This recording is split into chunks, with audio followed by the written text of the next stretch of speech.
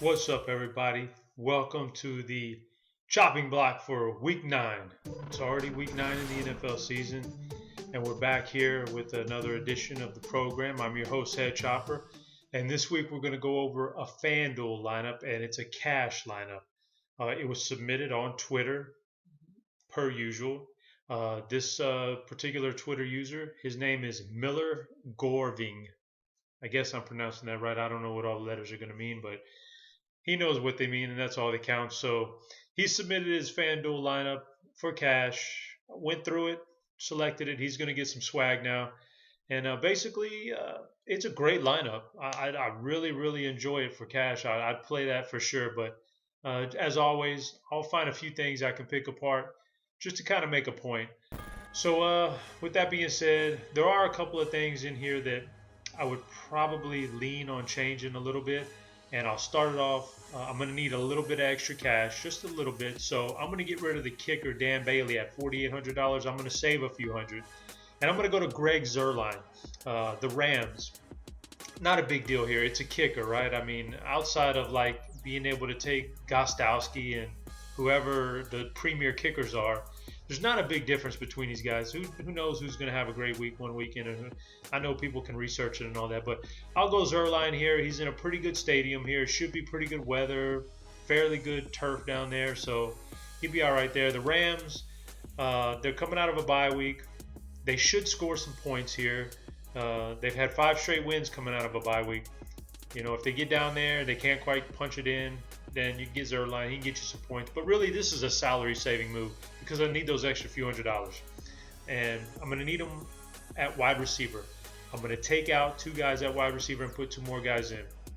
The first guy I'm going to take out, Dez Bryant. I like him this week. He's good, but if Joe Hayden plays and Joe Hayden's effective, that should limit the effectiveness of Dez Bryant. Plus, I have another guy in mind, Jordy Nelson.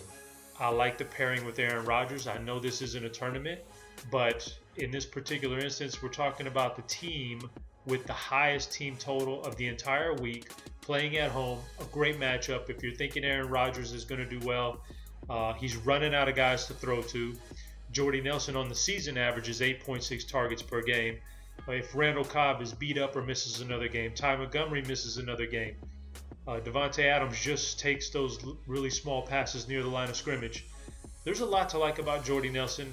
I'm not even playing it as if I'm pairing him with Aaron Rodgers. It just happened organically, and that's fine in a cash game. So I like to put Jordy Nelson in there over Dez Bryant this week.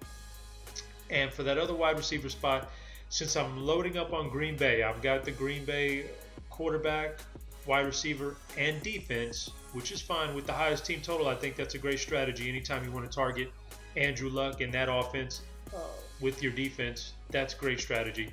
But since I'm doing that, I probably don't want T.Y. Hilton in my lineup. You could do this in a tournament and get away with it because anything's fair game in a tournament. But in a cash game, I don't want to play a premier offensive player against my defense with that kind of money. So I'll pass on T.Y. Hilton. I get him out of there. I've got just enough money with all the changes I've made to afford Brandon Marshall on this team. Marshall's had a couple of weeks now where he's been down. Some of that was the quarterback play. Geno Smith was in there for a while when Ryan Fitzpatrick got benched. Some tough matchups in there. Ultimately, though, this is a game where Brandon Marshall returns to play Miami. A little revenge action going on here. Miami has surrendered the 11th most fantasy points to wide receivers in the NFL, 39.2.